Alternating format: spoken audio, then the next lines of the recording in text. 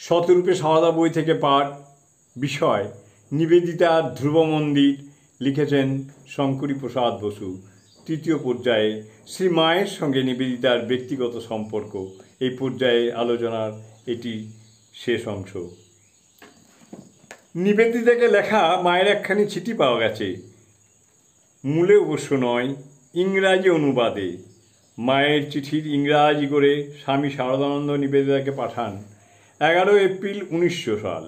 শারদানন্দ এই প্রসঙ্গে নিবেদিতাকে লিখেছিলেন, শ্রীশ্রীমা কুশলে আছেন, তোমাকে এক সুন্দর পত্র লিখিয়াছেন, আমি মূল পত্রের সহিত উহার ইংরাজি অনুবাদ পাঠাইতেছি।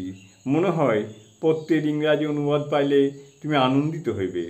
দুঃখের বিষয়, মূল বাংলা চিঠিখানি পাওয়া যায়নি, কিন্তু শারদানন্দ কৃত ইংরাজি অনুবাদটি পাওয়া গেছে, যেটি নিবেদিতা উল্লাসের সঙ্গে স্বহস্তে কপি করে অন্তরঙ্গ মহলে বিতরণ করেছিলেন। মিসেস ওয়াটারম্যান ওই চিঠি পড়ে নিবেদিতাকে গভীর আনন্দে বলেন, আহা কি মধুময় প্রাণ! সেই উক্তি নিবেদিতার ধারণায় পত্রটির গুণ সম্বন্ধে মধুরতম উক্তি।